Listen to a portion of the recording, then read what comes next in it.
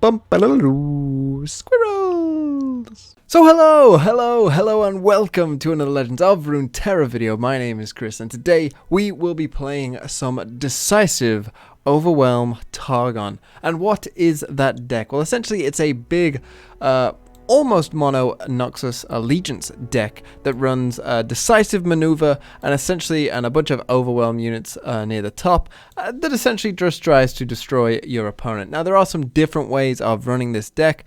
This is the sort of, I haven't played around too much with this list, but it's kind of the initial sort of build. It's a deck that's been going around quite a bit. I think this is, fairly standard. There's always some flex spots with some decks. I've seen some running Crescent Guardian as well, wherever it is, the 5/3, if I can find it. This one here. So some decks also run this card as well, but I've opted against it because I do like the idea of going for Basilisk Rider and getting that Allegiance and Overwhelm proc, and I think, going more than 5, I get a little bit dicey when that happens, so this is kind of the list I've settled on now. And essentially it's quite a lot of fun. You are just trying to beat down your opponent with some very big boys and finishing with Darius and using stuff like Decisive Maneuver to, potentially stun an enemy that's blocking an Overwhelm unit so that you can then continue your Overwhelm, and, you've got the likes of Draven and some nice early game cards as well to just push as much damage. We're even running Elixir of Wrath. This is more of a tall deck, I guess you would say, than a wide deck. Using stuff like Elixir of Wrath to just essentially this can be a 1-mana Noxian Fervor, which obviously can be pretty nice as well. So that's kind of the whole idea of the deck. So let's go check it out and see how it feels. So game 1 against Tom Soroka. Now this can be a bit of an interesting matchup. We don't have too many fearsomes. We only have Precious Pets, so that can be a bit difficult to overwhelm them because of course they have very tough units in general. They don't have too many ways of interacting with us, so we want Precious Pet is pretty good. They can't drop anything on one that can stop a Precious Pet, so I think I will open with that. Obviously no turn 1 play. They could go into something like Box-to-Bus, but that's okay as well.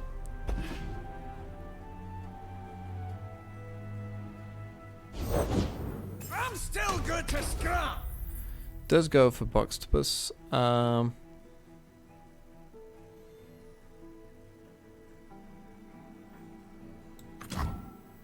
What's the biggest punish of him not attacking here? Let's think. I guess it's Legion Saboteur getting in that damage, because he'll obviously block one of them next turn, I would have thought. Or he's just going to take the Saboteur. That's equally good. In fact, that's probably better for us overall, that he did do that. Now, he could play Soroka right now, which doesn't stop a Precious Pet attack, so there's no real downside to developing. Yes, he could stop our Ballista attack. That is true, I understand. But, the Precious Pet is dealing the damage either way, so we aren't really being punished by doing that. And if he doesn't have Soroka, we're obviously getting in 4 more damage, which is very good for us. So let's see, we get more Grenadiers. I think we will be dropping Basilisk Rider.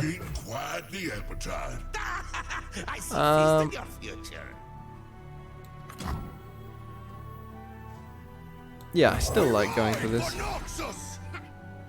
Maybe we could have gone wide there, but I think I like this. This Precious Pet, is doing a lot of work right now.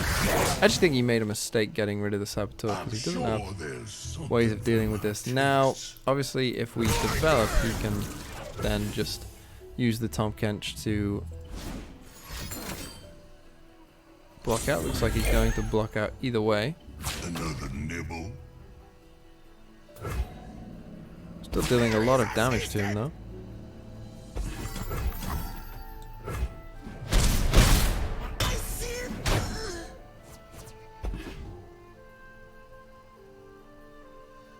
Now if he does go for this, we have the Fervor obviously. And then we could potentially even go for Imperial Demolitionist here.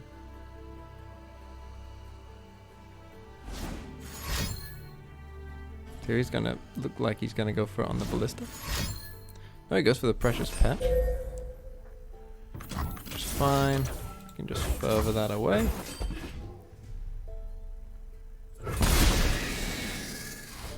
And I will also be dropping I'll be dropping the Demolitionist. They don't really have many ways of interacting with us, so I think I will. Reporting for duty. For the glory of Noxus. Now, if at any point he drops the Acquired Taste, which I assume he probably will want to at some point. There's a Decimate as well, so he needs like specifically Broadback Protector here. Could have Guiding Touch, but we can make him Guiding Touch his own face. But now that he's played that, I kind of like going for Darius. Because then our open attack becomes very good. And this has 10 health, I believe. But obviously that is not enough right now to stop this. And he does have a Broadback Protector. But again, this Darius is still going to be doing a lot of damage. Stand back.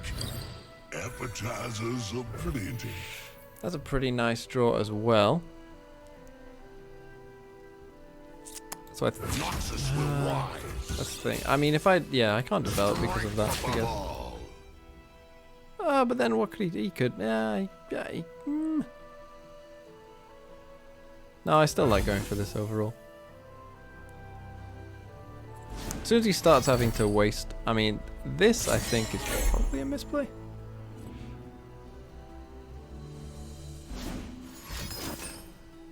Okay, goes for the push as well. Another path, another problem. I mean, Kent is still dying. Still dying there. Don't touch my flock. So he goes down to 1. We will use the Brothers Bond, knowing that he's hushed as well. Fight as one. Still have this Decimate in the back pocket. And we get there. And we still have Decimate as well, so we were looking pretty strong in that matchup overall. We have done well. No. Ooh. Bit of a different list here. This, I assume, is They Who Endure. Obviously, Callista fits within that deck. The Nocturne is an interesting inclusion, but I think it fits pretty well within the deck overall. I like Draven. I like Precious Pet. Fervor could be okay. I guess we'll get rid of the Darius. There is going to be a lot of unit-based things in there. I'm somewhat tempted to keep Darius, honestly, but I think I will drop it. I like the Basilisk Rider as well. The Overwhelms are going to be somewhat important in this game. Precious Pet is probably our best one-drop to get. If we do assume more of a Nightfall focus, they're perhaps more aggro-oriented, and therefore might not be playing certain things. Obviously, if he does play Elise, that's not great for us. Mistwraith? Mistwraith is okay, though. Particularly if he doesn't have a second Mistwraith that could then potentially block out this Precious Pet. So we do find Draven, and obviously with Brothers Bond as well. Even this Whirling Death could be somewhat interesting as well. Could see a Callista here. Second Mistwraith. I think I am happy to trade a Precious Pet for a Mistwraith. He's not though. He's happy to take it down.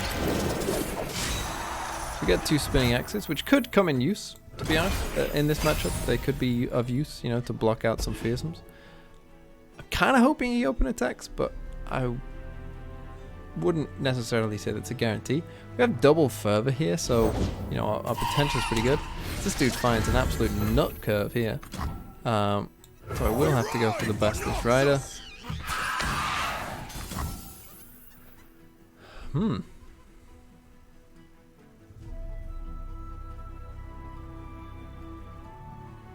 That I think I can take. That is an odd attack. That's what I will say about that.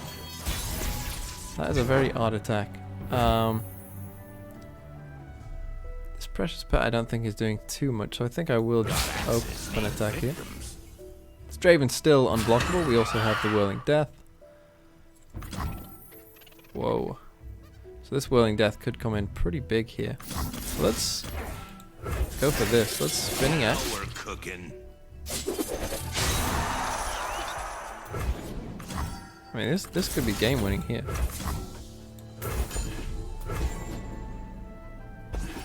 he doesn't have removal for this, which... I mean, I wouldn't play Grasp of the Undying in that deck. So yeah, we're almost there already.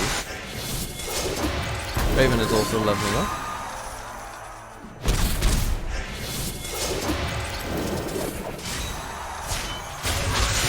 Draven! Was already perfect. And we get the hit off on the Basilisk Rider. He seems desperate to keep these Mistwraiths alive. He's playing Iceborne Legacy. Well, my friend, I think that's the end of the road for you then. Yeah, there we go. Got there again. Very quick kill. Damn, I'm good. Ah, we come up against Deep. I haven't seen Deep in a little while. I know most of them are running Slaughter Ducks these days. I guess I like Pale Cascade for keeping things alive. The Cypher Maneuver could be good, but obviously we want a bit more of a curve, I guess. This is interesting.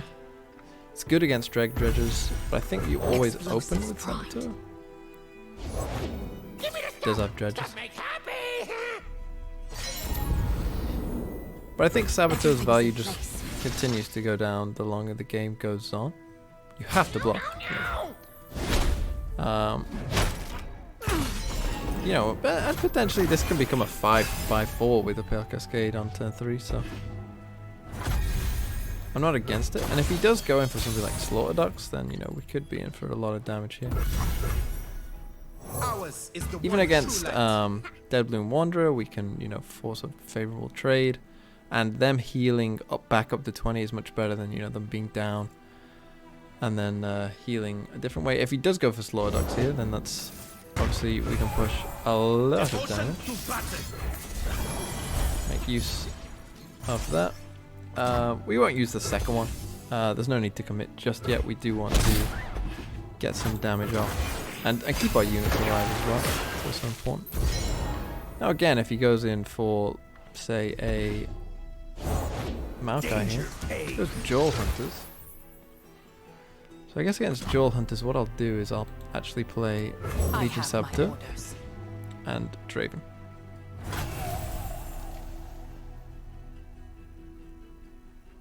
I still will go Draven. And if he wants to take the Draven, which I assume he would, we still have a decent open attack here. But I do like the development into Basilisk Rider.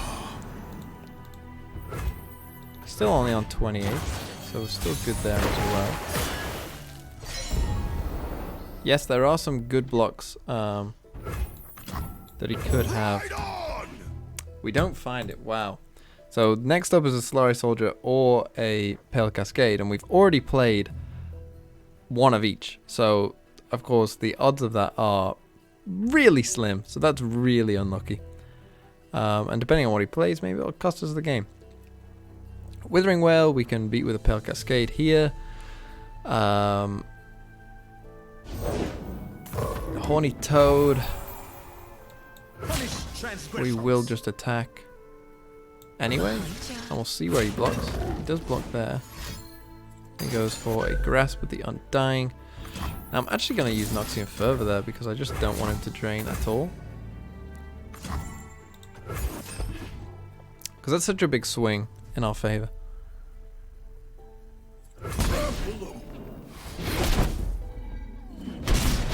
He goes down to 8. Still very far away from tossing, but now we can just play Darius. And you know, hopefully, he doesn't have Vengeance, I guess. It was a Pale Cascade.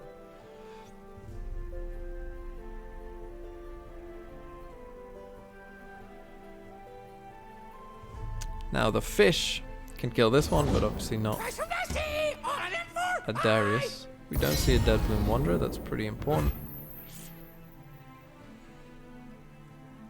I can't afford to pass here. He is on 21 cards. I think I just have to play Darius. And I have to swing open attack pretty much straight away and hope that these Pale Cascades and the Spinning Axes become enough to kill him, essentially. I have to just hope he doesn't have Vengeance. I think that's the only way I can win this game. Joe Hunters is fine. Going harvesting. He does want to do that. Now, if this is because he wants to double Vile Feast, obviously we have answers for that. So that's not a big issue either. We can't develop because now he could go in for the fish and potentially deal with this. He's still some way off, so this still isn't going to summon anything. But he does jettison, so we'll see now. He loses a grasp, but that's pretty good for us. He shouldn't be running too many grasps. He might have the second jettison here. He doesn't. So he doesn't even... Oh, he will get the... with this toss one and then draw. But this won't go off. I'm pretty sure. So we will just attack. Probably with both. Might as well. But put the Darius first. We don't want this to die to that. And he's dead. We got there. We got there. Praise be. We got there. I mean, we had plenty of options as well, but we got there.